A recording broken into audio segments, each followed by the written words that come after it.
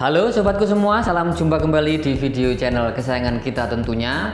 Selama persiapan kamu di UTBK 2019 ini, setidaknya saya sudah menyajikan 5 konten simulasi prediksi soal UTBK 2019 dengan harapan mampu membantu kamu dalam memperkaya referensi soal-soal UTBK 2019. Edisi kali ini untuk edisi yang ke-6 kalinya saya akan kembali mengetengahkan soal-soal prediksi UTBK, tentunya berdasarkan dari cerita-cerita teman-temanmu yang sudah melaksanakan UTBK di hari pertama hingga hari yang keempat. Dan soalnya akan kita tuangkan di edisi kali ini.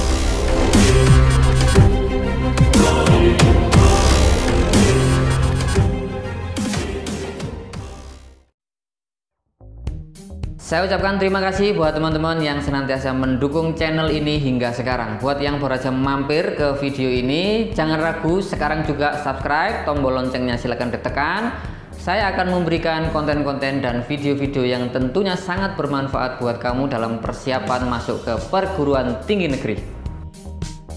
Dengan 5 soal yang segera akan tayang, saya ingin mengajak teman-teman untuk mempertajam pemahaman maupun penalaran tentang soal-soal analisa kurva yang di beberapa UTBK terakhir soal ini dimunculkan. Harapannya soal ini akan muncul kembali di UTBK hari berikutnya. Silakan dikerjakan dengan waktu yang tersedia, silakan dikerjakan dengan cara yang sangat fokus, cepat, dan tepat. Let's go!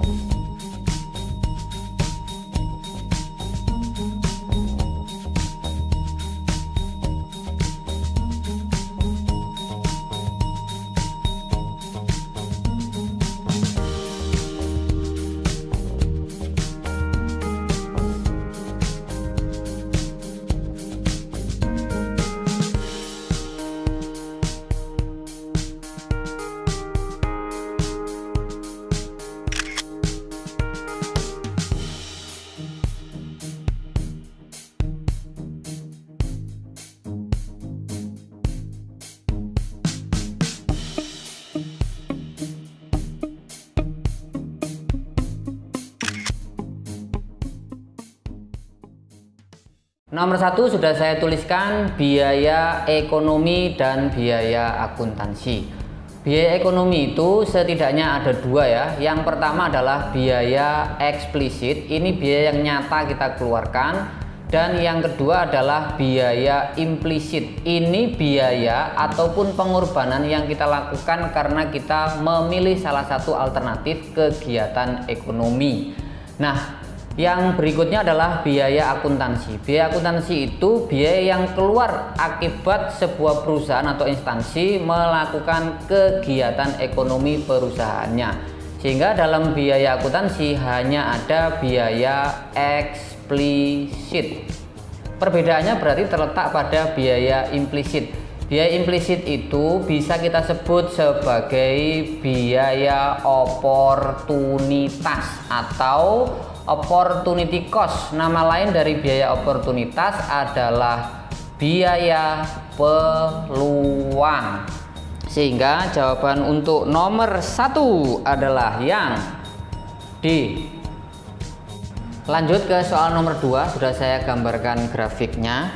Jadi sebenarnya untuk soal nomor 2 ini kita sedang membicarakan mengenai kurva indifferent, yaitu dari pendapatan yang kita punyai kita gunakan untuk mengkonsumsi dua jenis barang, yaitu kita misalkan barang X dan barang Y. Bentuk kurva indifferent sendiri itu miring dari kiri atas ke kanan bawah. Jadi dengan uang yang kita punya atau pendapatan yang kita miliki, kita ingin memperoleh kepuasan dari dua macam barang. Kita anggap untuk memperoleh kepuasan kita mengkonsumsi barang X 8. Karena terbatasnya pendapatan, maka kita tidak bisa mengkonsumsi Y sebanyak mungkin. Kita umpamakan di sini 2, sehingga total kepuasannya adalah 10. Kita ingin mengubah pola kepuasan kita bukan 8 dan 2, tapi kita ingin menambah jumlah barang Y. Misalkan kita jadikan 6, maka kita harus mengurangi jumlah barang untuk yang X. Jumlahnya harus sama dengan 10, kita anggap saja misalkan ini adalah 4. Nah, kenaikan konsumsi dari 2 menjadi 6 itu disebut sebagai pertambahan marginal utility. Nah, pengurangan dari 8 ke 4 itu juga bisa disebut sebagai pengurangan marginal utility. Karena ini dua macam produk, maka kita mensubstitusi kepuasan kita dari 8,2 menjadi 4 ke 6, sehingga terjadi perubahan marginal substitution. Dalam soal ini kita lihat antara A sampai C ada tingkat substitusi marginal dari konsumen, sehingga nomor 2 jawabannya adalah yang C. Nomor 3, dalam teori perilaku konsumen maupun perilaku produsen kita mengenal dua jenis kurva, yaitu kurva keseimbangan konsumen dan kurva keseimbangan produsen. Untuk menjawab soal nomor 3 ini saya perlu menggambar keduanya karena dua kurva ini hampir mirip, sehingga nanti teman-teman cermati kira-kira pertanyaan yang muncul di UTBK nanti itu kurva keseimbangan konsumen ataukah produsen. Kita ke sini dulu. Dalam kurva keseimbangan konsumen kita akan menemukan kurva seperti ini, miring dari kiri atas ke kanan bawah, lurus seperti ini. Nah, kurva ini disebut sebagai budget line atau garis anggaran atau anggaran yang kita miliki untuk mengkonsumsi dua jenis barang, misalkan K dan L. Di kurva keseimbangan produsen juga kita temukan kurva yang sama seperti ini, namun namanya adalah isokos, yaitu kombinasi dua macam faktor produksi untuk dapat memproduksi barang dengan berbagai tingkat kemungkinan. Kemudian di kurva keseimbangan konsumen kita akan menemukan kurva seperti ini. Ini adalah kurva indifferent atau indifferent curve, yaitu kurva kemungkinan konsumsi. Jika terjadi persinggungan antara budget line dan indifferent curve, ini disebut sebagai keseimbangan konsumen. Di kurva keseimbangan produsen kita juga menemukan kurva yang sama seperti ini, namun ini namanya adalah isokuan, yaitu kurva kemungkinan produksi dari isokos yang tersedia. Jika terjadi persinggungan antara isokuan dan isokos, itu disebut sebagai keseimbangan produsen. Sekarang kita lihat soalnya. Di soal nomor 3, keseimbangan produsen tercapai pada kondisi, maka jawabannya adalah yang C. Kurva isokos bersinggungan dengan kurva isokuan. Elastisitas permintaan untuk yang nomor 4. Di situ disebutkan sama dengan min 1,05. Elastisitas sendiri itu ada 5 macam, yaitu E lebih besar daripada 1, E kurang dari 1, E sama dengan 1, E sama dengan 0, dan E sama dengan tak terhingga. Lebih dari 1 disebut sebagai elastis. Kurang dari 1 disebut sebagai inelastis. Sama dengan 1 uniter, kemudian sama dengan 0 itu adalah inelastis sempurna, dan sama dengan tak terhingga adalah elastis sempurna. Kita lihat di sini ada min. Min itu hanya menunjukkan bahwa dia adalah elastisitas permintaan, sehingga berlaku harga mutlak. 1,05 itu artinya lebih dari 1, maka elastisitas yang ini bersifat elastis. Oke. Kemudian arti dari elastisitas sendiri itu apa? Elastisitas itu adalah perubahan harga yang menyebabkan perubahan jumlah barang yang diminta, atau persentase perubahan harga yang menyebabkan persentase perubahan jumlah barang yang diminta. Dari nomor 4 ini kita bisa melihat jawaban yang paling mendekati adalah yang D,